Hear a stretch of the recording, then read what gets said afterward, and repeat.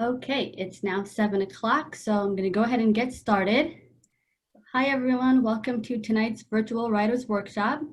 My name is Salim and I will be serving as host and will help navigate questions. We also have Madeline, our programming librarian, also serving as a host. If you have any questions at all during the workshop, please let us know. Our topic tonight will be character development, presented by editor and writer Ekta Garg. Before we get started, I do want to share a few updates about the library. While we are still closed, there are several ways you can stay connected. We recently began a curbside delivery service where you can request items at home and pick them up in front of the library during designated hours. For more information on that, you can visit champaign.org/curbside. If you have questions for staff, there are several ways you can reach out to us. You can book a consultation with us at champaign.org/book-a-librarian. You can chat with us Monday through Friday from 9 a.m. until 5 p.m. Our chat feature is located on our website, champaign.org, at the very bottom. And you can email us at librarian@champaign.org. I'd also like to share a few instructions for communicating through Zoom tonight. So depending on your device, at the bottom of your screen, you should see a few options. To the far left will be audio settings. In the center, you should see the option to chat. This is where you can type your question in. To the right of that is raise hand. If you prefer to use your microphone, you can raise your hand and we will unmute you so you can ask your question. We appreciate if you could hold your questions until the end of Ekta's presentation, and she will address them then. With that said, I'd like to now introduce our presenter. Ekta began her career in publishing, working as the editor for Pamplin Media in Portland, Oregon. Since then, Ekta's diverse career has led to writing and editing in multiple areas, including healthcare, home improvement, and Hindi films. In 2010, Ekta added blogging to her resume by starting The Right Edge. This is where you can find her short fiction, book reviews, and parenting adventures. The Right Edge also serves as a tool for fellow writers who hire Ekta to edit their writing projects. Tonight, she's here to share her expertise with all of us. Ekta, thank you so much for being here, and I will turn it over to you. Thank you so much, Salim. This is really exciting for me, and I'm so happy that all of you are here and able to sit in on tonight's talk about character development. This is the first time I'm presenting anything by Zoom, so if I stumble a little bit or if I fumble with my notes a little bit, I'm going to apologize ahead of time for that. But this is something that we had in the making for a while, so I'm really excited to be able to bring you this information, and I really, really hope that this talk tonight helps you in your writing journey. And with that, I am going to bring up my screen so that you can see my slides, and we can go from there. Going just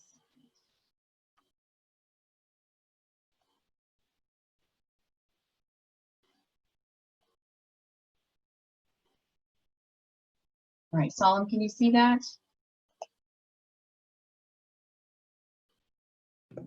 Yes, I can see that. All right, great. So hopefully all of you can see it, and we will get started. I heard someone say once that great plots make great books, but great characters make great careers. I know there might be some debate about that. There's no denying the fact that as readers and even as writers, we love a good, solid character. After all, it's our protagonists and our antagonists who act as our eyes and ears into the story worlds that we create. And the supporting characters give voice to all the other thoughts and ideas we might have about the problems our main characters encounter.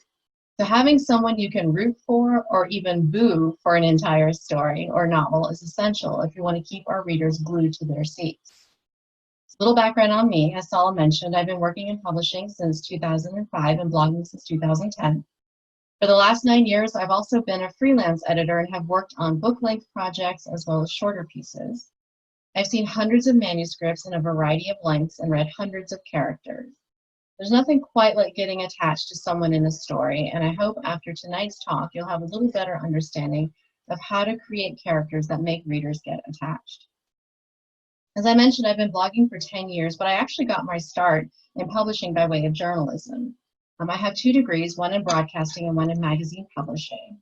And as I was going through school, the digital revolution was just starting to pick up steam. I'm sure if I were to go back today, the curriculum on the surface would look vastly different. There's one thing, though, that I think will never change about all journalism mediums, and that is the need to tell a compelling story and to do it well. To that end, since almost, I think, the beginning of time, journalists have relied on a basic formula to build the foundations of their stories, 5 W's and an H. Who, what, where, when, why, and how. As I started putting together notes for this talk, it occurred to me that in creative writing, we do the same thing. We use the 5 W's and the H in every element of our writing. That includes building solid characters.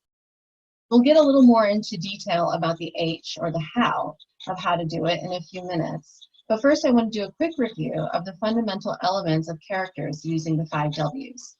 So let's get started. The first W we encounter is who. Who are we talking about? The easy answer, of course, is our character. People who populate our stories and who lead us through their biggest challenges, only to be transformed by the end. Underneath the who are we talking about, though, is another W that needs to be answered. Who are we going to choose to tell our story? Sometimes the answer is an obvious one. J.K. Rowling says that when she first got the idea for the Harry Potter series on a train in London, the flood of ideas began with Harry himself. Here's what she shared with Bookster.com. She says, I could see Harry very clearly, this scrawny little boy, and it was the most physical rush of excitement. I've never felt that excited about anything to do with writing. Given that the series was, in the broadest sense, about good versus evil, Rowling could have chosen anyone. But she chose Harry because it wasn't enough just to talk about the good wizards and the bad wizards. She needed an emotional anchor, someone we'd root for all the way from the Sorcerer's Stone to the Deathly Hallows. So she chose a boy who needed a family and desperately wanted love and a strong support system. He found that in Hogwarts and, oh, by the way, just happened to be the chosen one to lead the good versus evil fight. Rowling chose Harry because he's the one who will be the anchor with universal emotions. We've all felt unloved or neglected at times. We can all identify with Harry's loneliness and isolation. Rowling made conscientious choices to build Harry with those universal feelings and then make them even bigger and bolder. Once we see that Harry is essentially like any one of us, it's really easy for us to suspend all disbelief and buy into the entire wizarding world. If Rowling had chosen to go with Ron Weasley, Harry's best friend, instead of Harry, the books would have progressed on a wildly different track, and it's possible they may not have been quite so successful. Ron and Harry share some similarities, like they both go to Hogwarts, they both feel the need to stand up for creatures and people who can't stand up for themselves. But Ron comes from a loving, full household. He doesn't feel the level of quiet desperation that Harry does. He would have probably been a fairly likable protagonist, but I don't think he would have drawn the same heart-deep reaction that Harry does. Another thing to consider is who is in the best position to lead readers through the story, whether by their age or their cultural or their societal position. In The Lion, the Witch, and the Wardrobe, C.S. Lewis tells about the adventures of the 4 Pevensey siblings and how they saved Narnia from the White Witch. But Lucy, the youngest of the siblings, found the wardrobe first. She was the first one through, and she was the only one for a little while who believed that the wardrobe could and did take her to a magical land. When Peter and Susan, her older brother and sister, imply that she's lying, she's hurt. When her other brother, Edmund, teases her and calls her a baby, she's devastated. She might be the youngest and not as smart as her older siblings, but she's not a baby, and she is definitely not a liar. C.S. Lewis could have chosen any of the other siblings as his main character, or he could have even chosen one of the creatures in Narnia. I would have loved to have spent more time with Mr. Tumnus, or the Beavers, or even the White Witch herself. I mean, imagine spending more time with her. She's such a fun antagonist, especially when you read The Magician's Nephew and find out how she got into Narnia in the first place. But C.S. Lewis chose C.S. Lewis chose Lucy, a child. If it's been a while since you've read the book, or you haven't read it at all, I'd highly recommend it. Lewis doesn't waste any time in getting the siblings from the train station to the professor's house. At the beginning of the very first chapter of The Lion, the Witch, and the Wardrobe, the Pevensey kids are just arriving. By the end of that first chapter, Lucy's already in Narnia, and she's gone there alone. As a young child, she'd be the one most open to the idea of a fantastical land inside a wardrobe. She's not cynical or jaded like adults, and she's not too grown up like her sister and her older brothers to believe in magic. She steps inside the wardrobe and she just keeps walking. Not once does she stop and think, wait, maybe I'm hallucinating. Maybe my imagination has gone into overdrive. Peter and Susan worry that both of those things have happened to her. Lucy, though, just believes. It's why she gets into Narnia first, why she has the most special relationship to it and Aslan, and why she's the perfect choice to lead readers through the novel. So when you're choosing your main characters, always ask yourself, who's going to tell the story? Who will have the most universal experiences or emotions? Who is in the best position by age or some other marker to take readers through the story? The second W is what, as in what is the story about? At first glance, that might not seem like it has much to do with characters, but it actually does. For example, on the surface, the movie Frozen is about a pair of sisters who have a fight and need to resolve it. That's it. Now, if we were just to leave it at that, we could probably use this same description to talk about the novel My Sister the Serial Killer, or even Little Women. There are thousands of stories about sibling rivalry.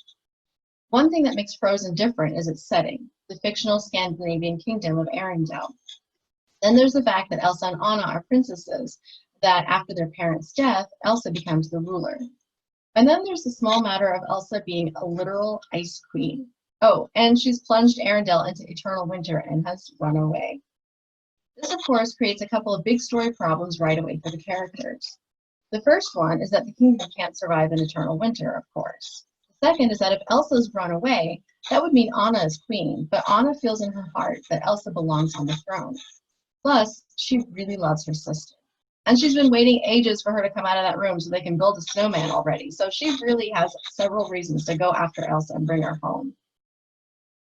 On the surface, the story is about two sisters having a fight. But at its core, it's a much larger tale about solidifying one's identity.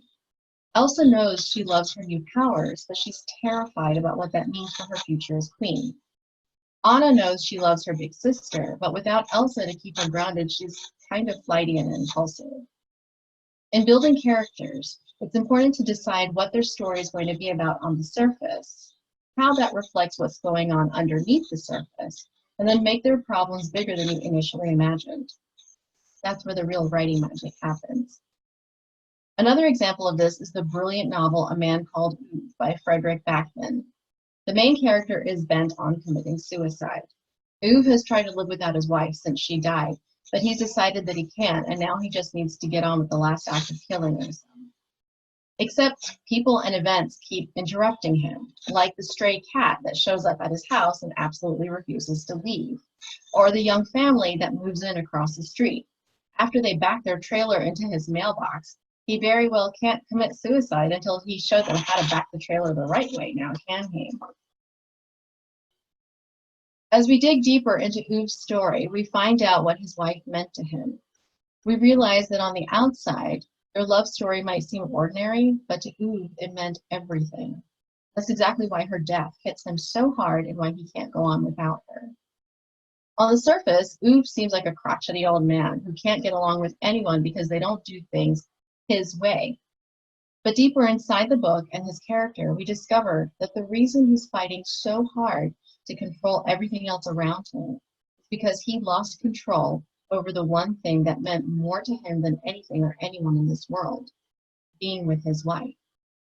We find out that Uwe is actually a hard shell encasing a big puddle of goo. And this becomes evident when he works toward burying the hatchet of a decades-long grudge, or getting bullied by a very pregnant woman. Author Frederick Backman uses some of the most whimsical, intelligent storytelling I've seen in a long time, and balances that with the utmost of clarity of what his story is about. And his books are a perfect reminder that we don't have to offer earth-shattering, life-altering truths in our works. We just have to know what we want to accomplish in our stories and books and keep our eyes squarely on that. We have to know what the story is about. The third W is where. Where is your story going to take place? The where is going to determine a lot about your character because it will change how your character reacts in a variety of challenges. It may even set the course for the main plot pieces of your story. A good example of this is the Hunger Games books and the fictional land of Panem that author Suzanne Collins created. In a New York Times article from a couple of years ago, Collins said that she gave Panem 13 districts as a nod to the 13 original US colonies, and she knew she was going to create a land where the districts were driven by their resources. In the article, when it comes to Katniss, she says, Katniss appeared almost immediately after I had the idea, standing by the bed with that bow and arrow. She was a born archer. As to her voice, I hadn't intended to write in first person. I thought the book would be in the third person. Then I sat down to work, and the first page poured out in first person, like she was saying, step aside, this is my story to tell. So I let her. The fact that Katniss is the tribute representing District 12 is crucial to what happens in the rest of the books, because District 12 is so impoverished. If Katniss were one of the capital tributes, or if everyone who became a tribute competed in Olympic-style challenges instead of to the death, the books wouldn't have had the impact they did. The fact that Suzanne Collins chose an arena to hold gladiator-style games and used children to murder one another, all for the sake of reminding the districts of their failure and to distribute resources, says a lot about what kind of person Katniss is going to be. In the books, she comes off as cynical and snarky, even a loner at times. The where of her story, where she lives and where she has to go to fight, shapes who she is as a person. Another great example of how the where affects a character is The Indigo Girl by Natasha Boyd. This historical fiction novel is based on a true story and is set before the Revolutionary War in Charlestown, South Carolina. The protagonist, Eliza Lucas, is the daughter of a plantation owner with 3 plantations. When her father's political ambitions take him away from Charlestown, Eliza steps up to run the plantations and oversees the slaves who work them. She doesn't let her age, which is all of 16, nor her gender stop her. The fact that this book took place in the South before the Revolutionary War sets up many of the traits the characters, especially Eliza, have. This was a time of exploration and new ideas, of trying to follow the rules set down by the British Crown, but also discovering that many of those rules didn't work for a variety of reasons. Eliza has to make a lot of choices, including one of the riskiest ones of all. Her father heavily mortgages 2 of the plantations so he can fund his political campaigns, and the family needs money. Eliza decides to try to grow indigo so she can take advantage of the high profits made from indigo dye, except that it's a well-known fact that growing indigo in South Carolina is almost impossible. But Eliza doesn't care. She's in charge of the plantation while her father is away, and she's going to do what she thinks is best for it. England, and the temperament of its people and its climate, was vastly different from South Carolina. At that time, women were generally supposed to be seen and not heard. But Eliza didn't grow up in England. She's lived most of her formative years in the Caribbean islands and then moved to South Carolina. She's committed to helping the plantations and the slaves, even if no one's happy about that last part. Had she lived her whole life in England, her attitude would probably have been different. She may have even looked down on someone exactly like her. Eliza Lucas proves that where you live can shape who you are and change the course of history. And in her case, that means literally, because for a time, South Carolina became a prolific leading producer of indigo dye. Had Eliza still been home in England, she most likely wouldn't have done any of this. Her location and where the story takes place ultimately determines who she is. So give a lot of thought to where you're setting your story and what that does to the people that inhabit it. Our next W is when, as in when are you setting your story? Is a particular era important to your piece? For some stories it is, for others not so much. In many cases, a specific time period will determine many things about your characters. Take The Book Thief by Marcus Zusak. In any setting or time, Having death as your protagonist and the main narrator who often breaks the fourth wall is intriguing enough. When you take death and set him against the backdrop of World War II, it elevates the story and the characters to a whole different plane. Suddenly, death as a character carries more weight. What he has to do means so much more. In the opening paragraphs of the book thief, Death says, "Here is a small fact. You are going to die. Does this worry you? I urge you, don't be afraid. I'm nothing if not fair." Line by line, paragraph by paragraph, Death gives us a few hints in the first chapter of the prologue about who he is and what he does. He explains that he's going to be telling a story, and he says, "It's just a small story, really, about, among other things, a girl, some words, an accordionist, some fanatical Germans, a Jewish fist fighter, and quite a lot of thievery. I saw the book thief 3 times." We've all probably heard or read stories about the Holocaust and the horrific events of those years. So when Death himself is talking to us about the war, it makes people sit up and take notice. In some ways, we could say author Marcus Zusak picks the perfect narrator for the book. Death is an entity that has been around long before the Holocaust and has outlasted it. But clearly, if you've read the book thief, you'll know that the Holocaust has made a deep impression, even on him. He's a compelling character just 2 pages into the novel, and he's convinced us to keep reading. The time period he's in, the duration of this book, makes all the difference. If you've decided to put your character in the past, make sure you do your due diligence in your research, especially when it comes to technology or even appliances, things that we think of as modern conveniences. Also, be sure to find out when that piece of tech first started getting used regularly. Not enough just to go see when it was invented, because there's almost always a gap between the time something came into existence and when it became embedded in our lives. Like the internet, for instance. It was actually in use in the early 1980s, but I grew up in the 80s and no one was going online back then. We'd never even heard of the concept. We were still fighting with our cassette tapes, when the tape got pulled out and tangled and we had to use a pencil to untangle it and wind it back. It wasn't until much later that people knew what the internet was, how to use it, and now how to take it for granted. And not all stories have to make such a dramatic statement about the era. The when of your story could be the time of day or a particular season of weather. Just make sure to ask yourself whether it has an impact on your characters and what that impact will be. The last W is why. Why have you chosen your particular protagonist to tell the story you need to tell? What about that person makes him or her stand out?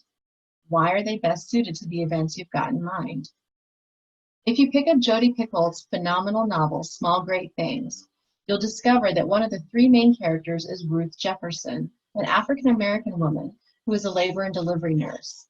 She's been on the job in a Connecticut hospital for 20 years and helped hundreds of women deliver babies. Patients ask for her by name because she's so good at what she does. Except that one day when she comes on her shift, a new family specifically asks her not to interact with them. They don't even want her touching their baby. When she tries to do her job, the husband asks her to put down his newborn son and demands that a new nurse be assigned. Then comes the kicker. The husband is a white supremacist. And things get really complicated really fast when shortly after birth, the baby goes into cardiac arrest and Ruth is the only one in the room. Her actions bring about a lawsuit and she ends up with Kennedy McQuarrie, a public defender who is a white woman. Jodi Picoult alternates chapters between Ruth, Kennedy, and the white supremacist husband, but it's clear that this book is Ruth's story all the way. We can tell easily why the author chose Ruth as her protagonist. By giving Ruth the main voice in the book, she makes readers confront the issues of race and prejudice over and over again.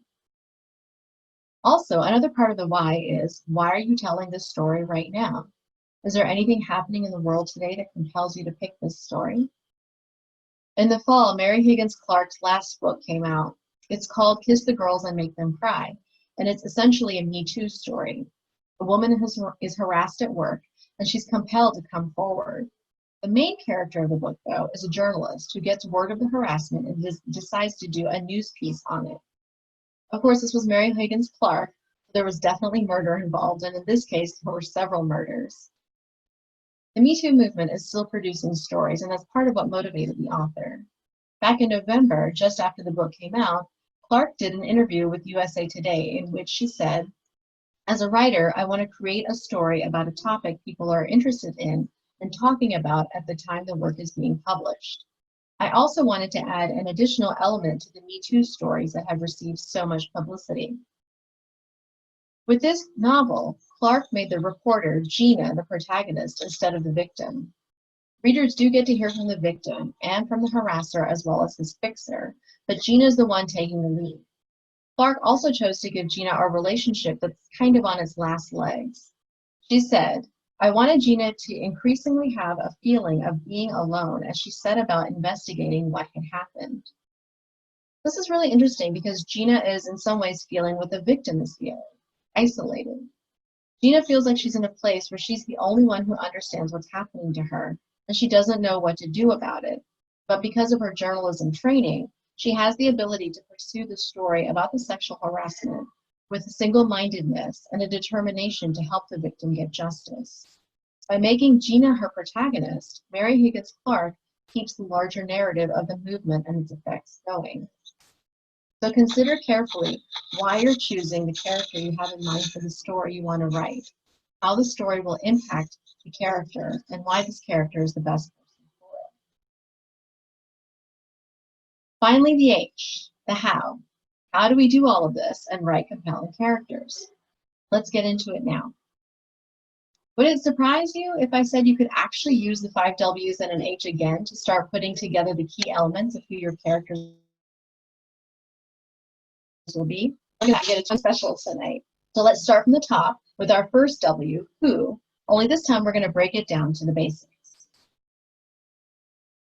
One of the first things to decide is who will you choose? And I mean this in the most literal sense. Will it be an adult or a child? Will it be male, female, or someone who self-identifies? When you think about who the character is, start with this simple fact. Then give this person a name and an age. Next on the list is what, and we can apply the what to several different things. First, what does your character look like? You don't have to plan out every single facial feature, but it helps to be able to picture the person. And sometimes when I'm working on characters, I try to think of someone from TV or films who looks like the personality I'm trying to portray. Whatever works for you, decide on their physical appearance. Are they tall, short, medium height? What's their eye color? Does their hair behave? And believe me, for people like me and my daughters who have naturally curly hair, the question of hair behavior is definitely an important one. What kinds of clothes does your character wear? What in their lives enables that wardrobe? For example, if your character is well-heeled, do they have a profession that pays well? If they're a shabby dresser, is that a reflection of their financial status or their personality? What does your character do all day? If they're an adult, are they working? If they're a child, do they go to school? What do they think about their current working or educational status? Finally, and most importantly, what do they want at the beginning of the story that they can't have? For Ruth, in the beginning of Small Great Things, she wants someone to understand just how hard it is to be prejudiced against the way she looks. Harry Potter wants security in the form of a home with a loving family. Elsa in Frozen wants the freedom to be herself, to be rid of her fear that her powers will hurt others. In some ways, she also wants to be free from the responsibility of being queen. So ask yourself, what does your character deep down inside want more than anything else? Third, where does your character live? Do they live in a house, hotel, on the street? Do they live in a particular city or state? Does their location affect who they are? For example, seasonal affective disorder is the depression that's caused by the weather, and the highest rates of it happen to be in the Pacific Northwest, which is pretty much all of Washington and Oregon. I lived in Oregon for 5 years, and believe me, when they say it's gray during the winter, it is gray. You really don't see the sun, for months on end, and there's always a light drizzle. That temperate climate and the constant moisture definitely contribute to the incredible landscapes, but it's also really easy to understand why so many people there get depressed because of the weather. The where can also refer to where the characters will spend the bulk of the story. For a novel, this could be several locations, but for a short story, the characters may not move from a single room or a building. That choice can make the characters do and say unusual things that contribute to the story overall. Last year, I reviewed the book Escape Room by Megan Bolden, and a chunk of the book takes place in an elevator designed to be an escape room. A handful of overly ambitious executives are stuck in this elevator together, and the stress of being in such close proximity with one another, along with the stress of a major deadline coming up that they're going to miss because they're stuck in the elevator, makes all of the characters behave in ways they normally wouldn't. Their barriers go down. They confide in one another, confront one another. They even get violent. If they hadn't been in that confined space, none of those things would have ever happened. Their location, the where, provided their biggest problems and shaped their personalities for the duration of the book. So think about where your character lives and where they're going to spend the most important moments of the story. The next W is when. When does your character start to change? If you like to plot ahead of time, you need to think about this carefully. If you don't like to plot, just be aware that this is a necessary element of writing. Without change, your character really just becomes a to-do list. Went to work, picked up some milk, came home, walked the dog, microwaved dinner, watched American Idol, went to bed. All of our lives are like that though, right? On the normal days. But readers don't want to experience normal because they're living it just like we are. They want to find out what's abnormal about the characters, what stands out, what's different.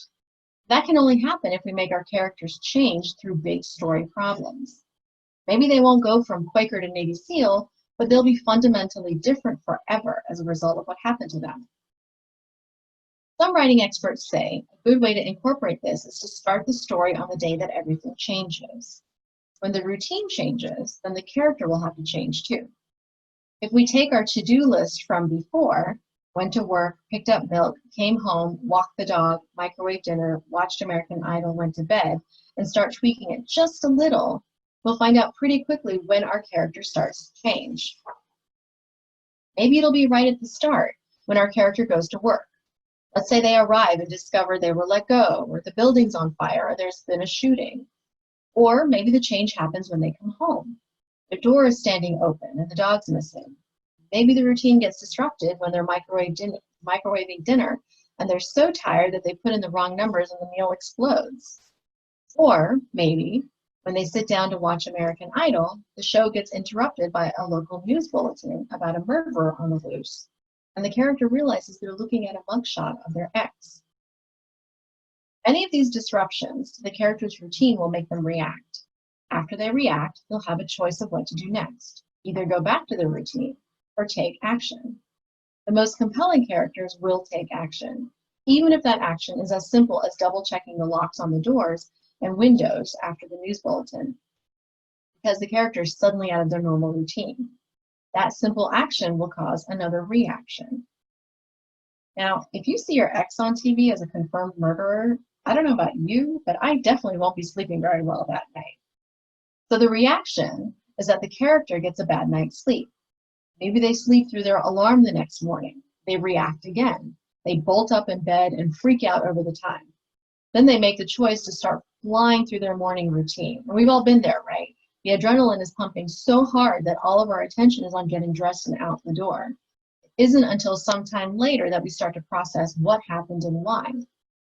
This is a prime spot for another pressure point or another moment of change. Maybe this is the morning that they're let go because they missed a big deadline and their company lost an important account. What do they do next? All of a sudden, as you can see, our character's thrown off balance. They've begun to change. The smart writers will continue to build on that change bit by throwing more challenges and more story problems in the character's path. Co-authors Greer Hendricks and Sarah Buchanan did a fantastic job of this in their new release, You Are Not Alone, that came out this year. Their protagonist, Shay Miller, is a data analyst in New York City who's recently been let go from her permanent job and is temping. The when moment for her is when she witnesses a woman committing suicide by jumping in front of the subway.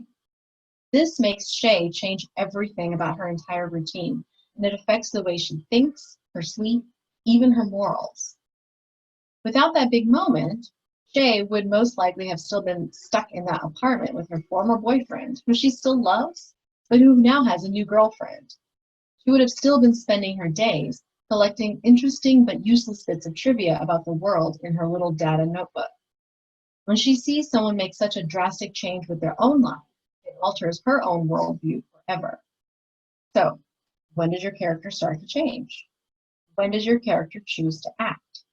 Be sure to keep that in mind. Our last W deals with the why. Why is your character in this situation?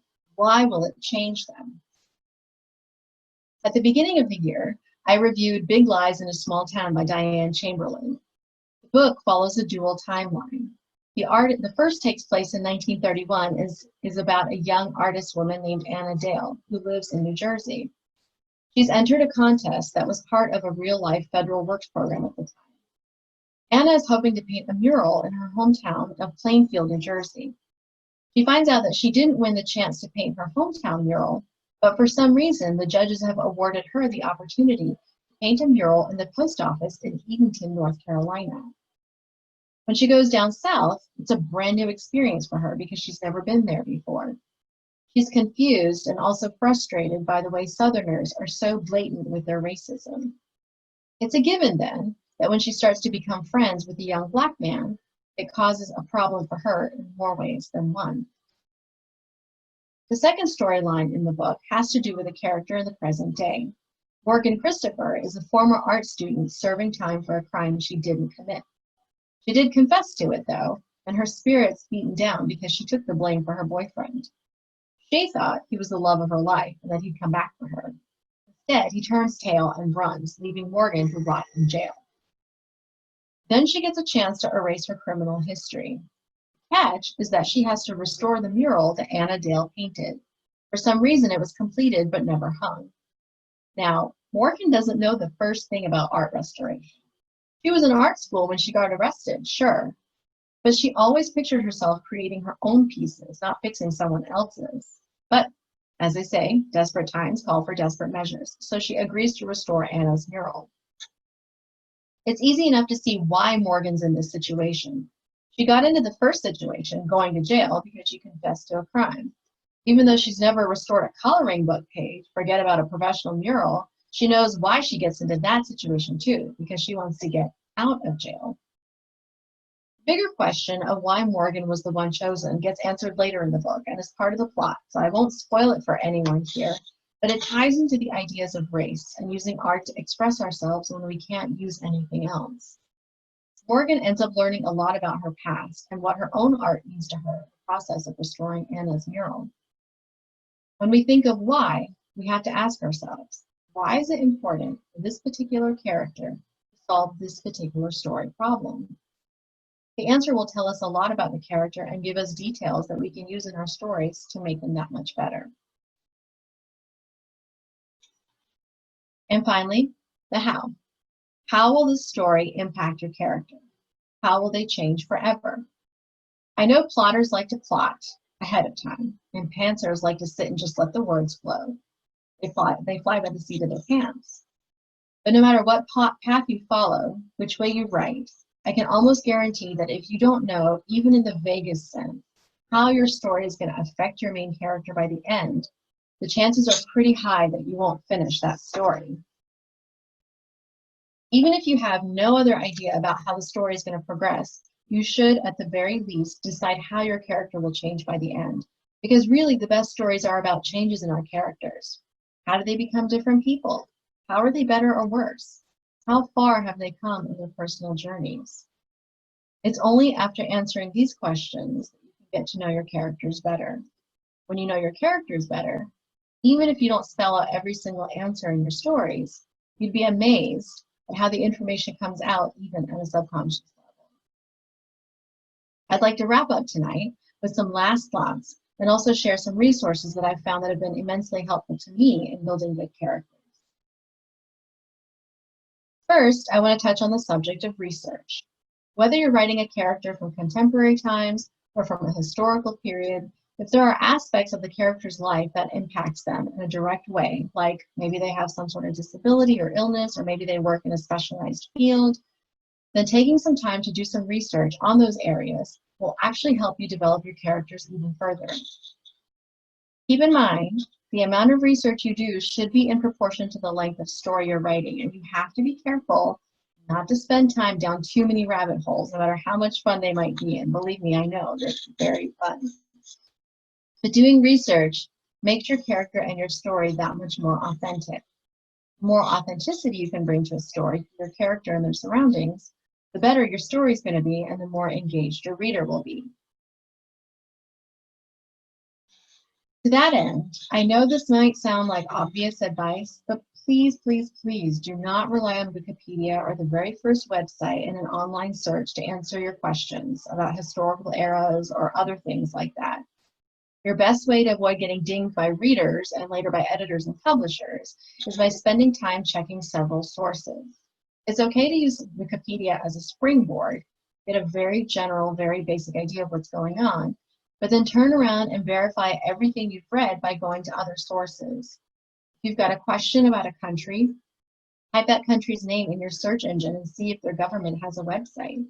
You could consult travel websites by that country. Check out a few trusted news resources like AP Newswire or Reuters. And even better, talk to our librarians and spend some time going through the online catalog. When it's safe to do so, actually go to the library. You'd be amazed at the resources and help you find when you open paper books. And there are some bonus facts when it comes to research.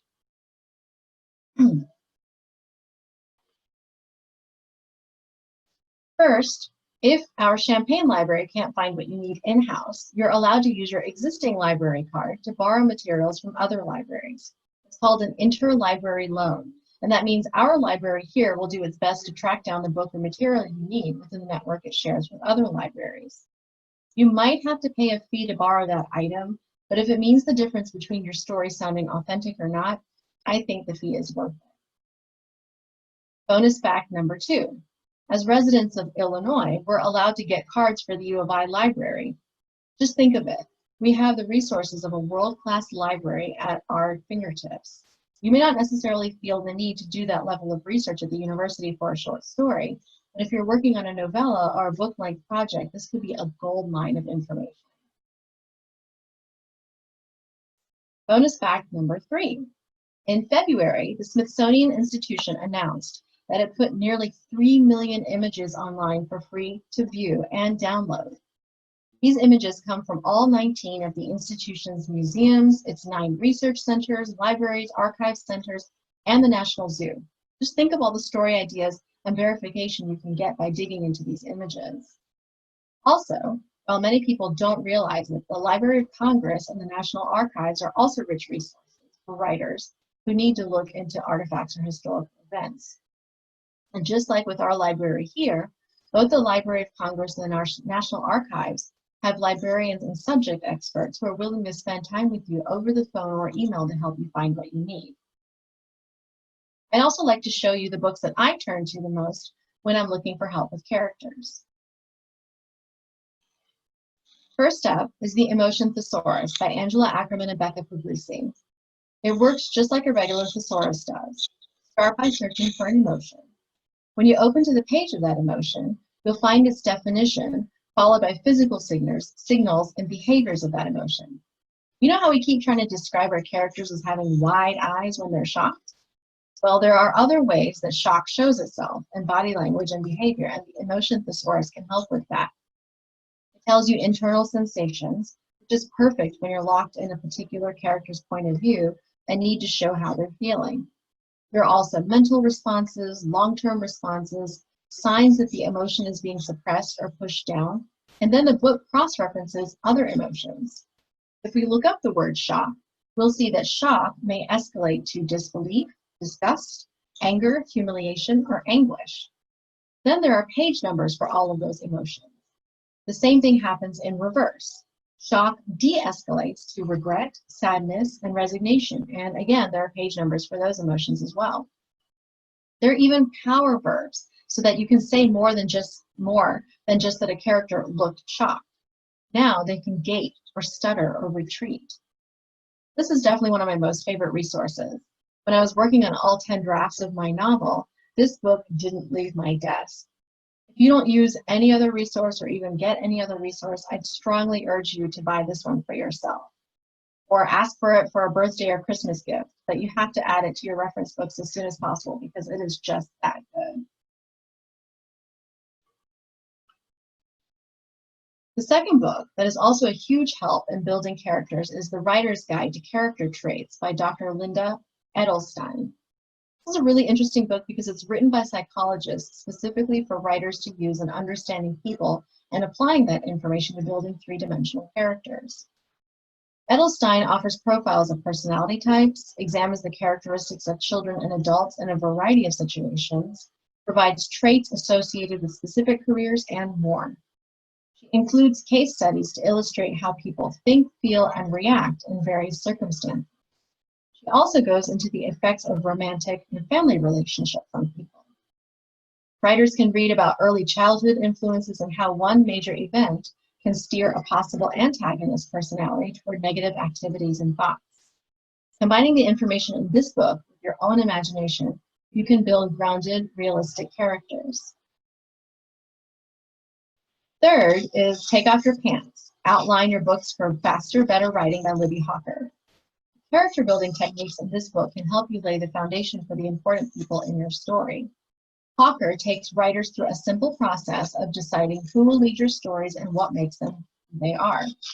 When used with the other books that I'm recommending, this book can offer writers a jump start on deciding what's important to highlight in their characters. And even if you don't outline anything else according to the way Hawker recommends, the character section in this book is definitely worth the investment. Finally, online resources. There are dozens of experts in the writing and publishing communities. Here are the people I follow regularly. Their newsletters have been staples of my inbox for years on both the craft and business of writing. We have Jane Friedman, Nathan Bransford, C.S. Lakin, Kristen Lamb, and of course, like I said, there are dozens of others out there. And one last bonus is WordHippo. This website is a free thesaurus, but it also gives you definitions and sentence examples, words that rhyme with the word you have in mind, translations, and more. I leave the internet running so I can consult WordHippo to make my writing stand out.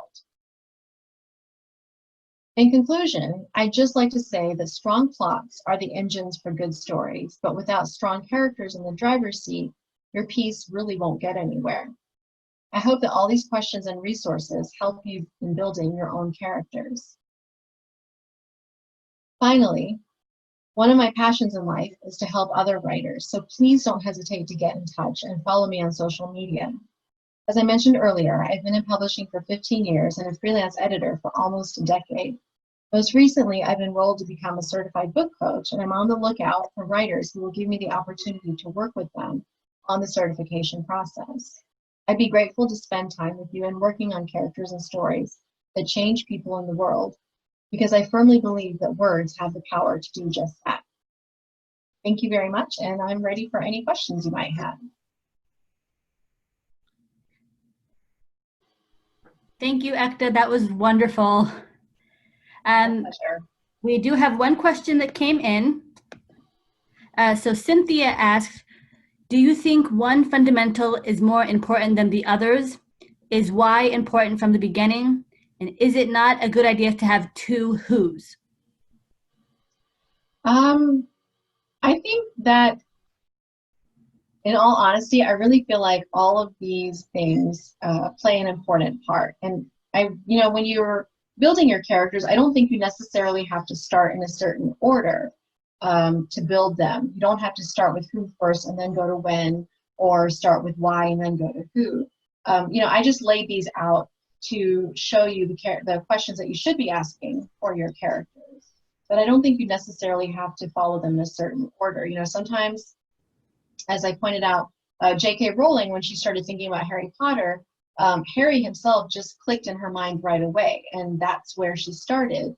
But it's possible you might have a really cool setting that you want to explore. And then you could start asking yourself, okay, well, I have this setting, or, you know, this time of year.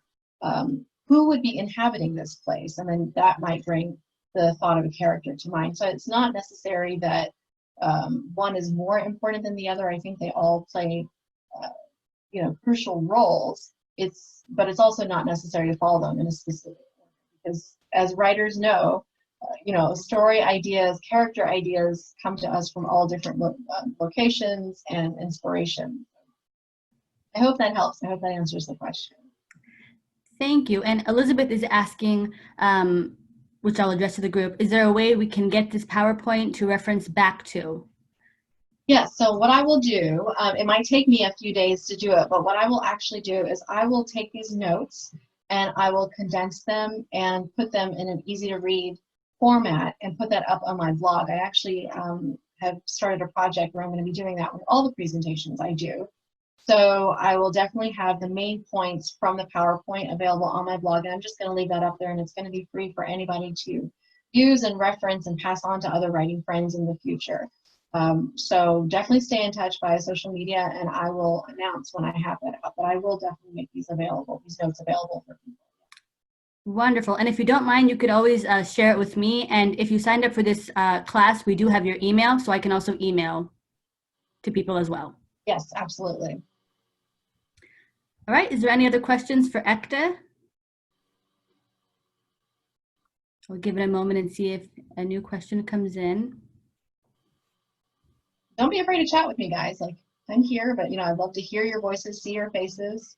Don't be afraid to pop in with a question that comes up, you know. Yeah, we have a lot of comments saying thank you. Thank you for running this today. Someone said only a comment, great presentation. Oh, well, thank you. Someone said thank you for putting the slides up on your blog. They had technical difficulties near the end and they missed a couple slides. Oh, okay, yeah. No, that's another good thing to point out. So yes, like I said, absolutely, I will make all of these notes available. I may not put the slides up necessarily, just because, as many of you know, when you're reading something online, and if you're scrolling and scrolling and scrolling, at some point you start to get, you know, reading fatigue. So I will do it in a condensed version, but I will absolutely make all the most important points available there. A new question from Bridget. She asked, what is the hardest part about creating a character? I struggle with creating someone fully fleshed out. I second guess it. You know, that to me is a really interesting question, because I'd be curious to know the story that you might be trying to tell, and why you might be struggling with it. Sometimes, believe it or not, and I've read this from other writers as well, sometimes you might be picking the wrong person to tell your story. So if you're struggling to create a character, first of all, please don't beat yourself up over it. All of us struggle with you know, the writing process and the different facets of it. If it's really giving you fits, though, I would say try another character. Try to pick somebody else and see if that helps. And sometimes it's that doing that is just enough of a little nudge that you need to get into the story. And if that doesn't help, please email me, and I would love to, you know, continue the conversation and help you as much as you might need, and, you know, get more into the specifics of your actual story. Sometimes the subject matter that we choose, you know, can make a character problematic as well.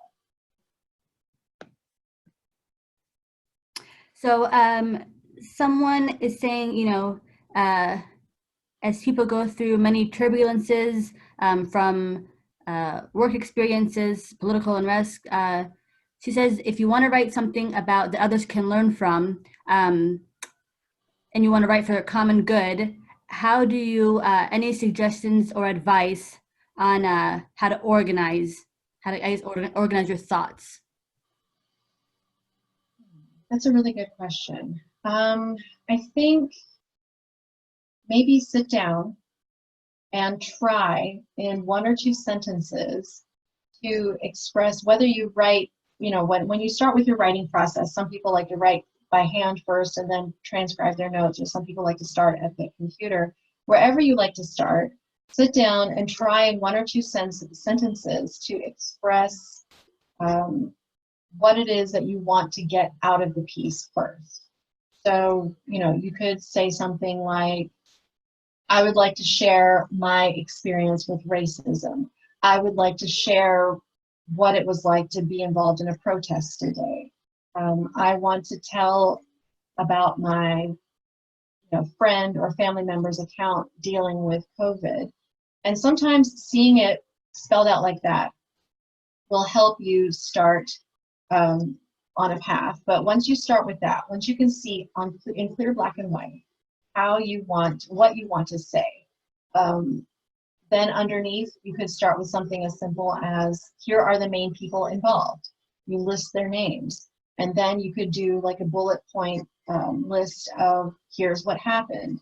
And then take that, sometimes organizing it in that form, you can take that and then sit down and try to write, using that as a guide, try to write that. If you're trying to do a more experimental piece, sometimes people write, non-chronological order, which means that they might start at one time point, jump to another, jump back to the first, that sort of thing. If you're writing fiction, you have, definitely more freedom in terms of changing facts.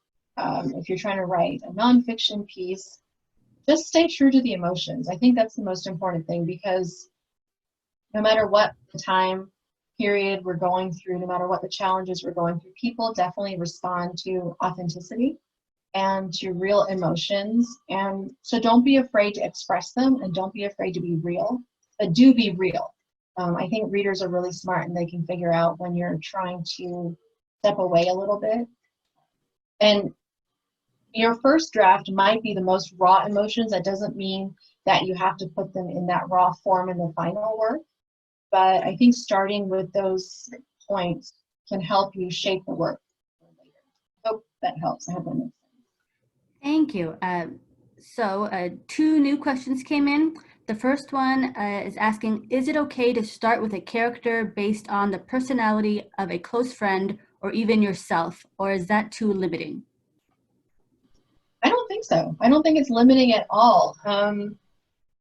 In fact, I've had friends tell me, when they share stories with me about things that they've done when they're kids or teenagers or whatever, and then they'll say, oh, but don't write this in a story because I don't want it to be embarrassing. And I always tell them, even if I were to work it into a story, there's a very high probability that you may not even recognize what happened. You may not even recognize as your own experience, because we all have our own interpretations. So if you are using a friend as a model for a character, there are many things you know about your friend, obviously, but there's some things you probably don't. I mean, unless you live with your friend, you don't know how your friend starts his or her day. You don't know, certain things about them. And so that definitely gives you scope for adding your own imagination and your own little things. You could add little quirks and, give them certain story problems that maybe the real friend may have never encountered, or the same thing for yourself. Start with yourself as a model, and then give that character based on yourself, give that person a handicap, give them a really weird personality trait. They always have to, on a Monday morning, do XYZ, and it always has to happen Monday morning at 9 a.m., something like that. It definitely is not limiting in any way, but don't try to stick only to that personality type. We love characters who are a little bit zany, who are a little bit quirky, who have universal traits, but also are a little bit larger than life. So you can start with the model of yourself or your friend or a family member, and then build from there. Thank you. And then we have a question from Cynthia. She asks, I have 2 main characters. The point of view switches between the father and the daughter, which is the main crux of the story. Is that too confusing? No, not at all. Not at all. As long as you make it very clear in the writing who's speaking. Sometimes in some books I've seen where when the authors are switching between characters, they'll put the character's name at the start of the chapter, and sometimes just doing something as simple as that is enough of an indicator for the readers that, oh, now I'm going to go to Jane's point of view. Oh, now we're switching back to the father, John. It's not confusing at all. You just want to make sure that the 2 characters are distinct enough that you will be able to tell who is who. because obviously you're not going to say on every single page, oh, this is Jane, this is Jane, this is Jane. So you just want to make that voice distinct enough. And I think spending time building the character, giving that character, 3 dimensions will definitely help with that. Thank you. So does anyone else have any more questions for Ekta? Also, a lot of thank yous coming through. Again, it's my pleasure. I've told this story so many times to people, but last year I turned 40 and I had that very stereotypical light bulb moment in my life of, I really want to do something to help other people. And so this is one thing that I feel like I can do with the skills that I have, the things that I've learned. There are so many amazing experts out there who I've been following for years, as I pointed out, and so many more. And I'm just happy to share the information that I have and to reach out to the writing community, because it's a wonderful community to be a part of, and do my part. So I'm glad that you all find this helpful, and please keep the conversation going, talk to me, and I'm happy to come back and answer any questions. Thank you. Additional 2 questions. Sure. One person is asking, should you stick to one narrator per chapter? You don't have to, but if you want to change narrators, make sure that it's a very clear change. So sometimes, you may have noticed in stories there are little asterisks, or books when they're printed, when they're published, they'll put a fancy little curlicue or something in the middle. You just want to make sure that it's a very clear break. If you don't, then you're in danger of head hopping. And head hopping is basically when you switch from one character to another without giving your reader any clear indication that that's what you're doing. There are writers, and there are writers who write in omniscient point of view who do that very well, but it's very difficult to do. And I'll tell you why.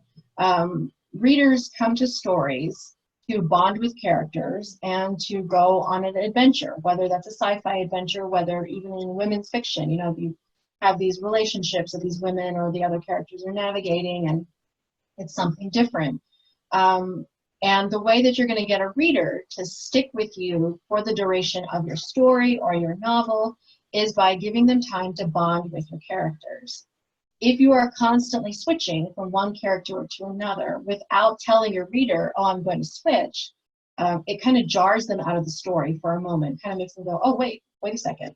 And then they have to take a second to reorient themselves to who is talking, what that person's backstory is, what their experiences are, why they are doing and saying the things that they're doing in that particular point in the story. And if you do this enough times, readers will get sick of it and they'll drop the story or the book, quite frankly. Again, that doesn't mean that there aren't authors who don't do it. There are. They do it with a very particular style and flair, and so they can get away with it. But especially for authors who are a little bit younger and experienced, I would recommend when you're getting ready to switch narrators to make it very clear.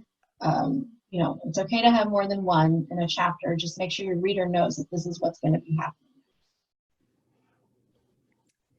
Thank you. And the last question is, would it be possible to put up the last how slide again, please? The last how slide. Let me see if I can pull it up for you guys. See this fast version of this. I hope that's the one that you all were talking about, whoever asked that. Oh. Sorry. Hold on a second. Might help if I shared the screen. Okay. I hope that's the one that you were talking about. Like I said, I will be putting up all of this information on my blog and leaving it up there forever. I'm not going to take it down because, like I said, this is my way of contributing to the writing community. So that's there.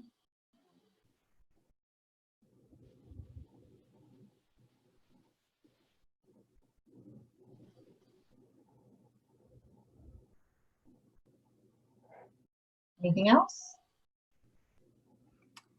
They said thank you so much. Oh, you're welcome. My pleasure. Oh, and they want, if you could put up your blog link again. Someone's Sure, asking. absolutely.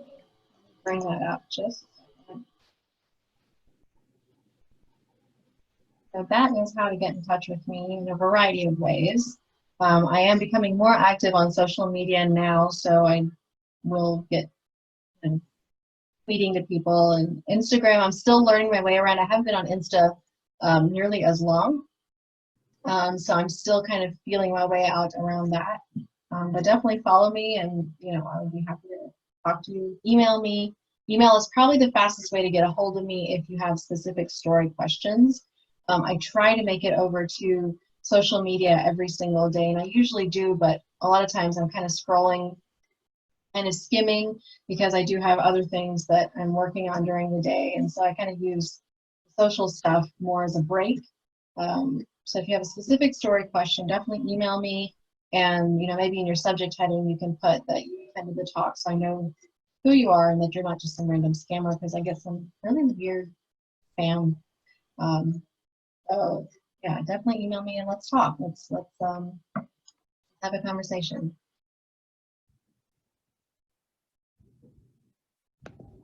Okay, well, I want to thank Ekta again. That was an amazing presentation. A pleasure. I'm so glad I could do this. Yeah, and our next workshop will be on July 8th. The topic for that one will be perfecting your prose. And Ekta will be back to lead that one. So please make sure to register. Yeah, I'll be back to be bugging you guys more about perfecting your prose and what that means and how to do it. So, well, thank you everyone for attending, and hope everyone has a good night. thank you, everyone. Thank you.